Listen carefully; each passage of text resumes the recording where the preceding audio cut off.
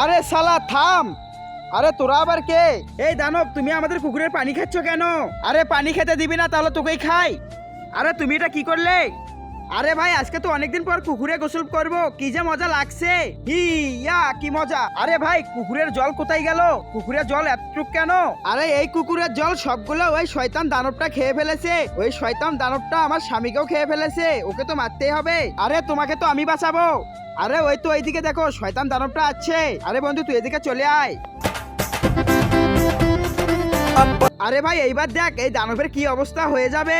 তারপর যা হলো। বন্ধুরা তোমরা তো মেয়েদের ডান্স ভিডিওতে লাইক সাবস্ক্রাইব করো। আজকে দেখি প্রাণপ্রিয় মায়ের জন্য কে কে লাইক সাবস্ক্রাইব করে। যারা মায়ের ভিডিও ভালোবাসো না তারা লাইক সাবস্ক্রাইব থেকে দূরে থাকো।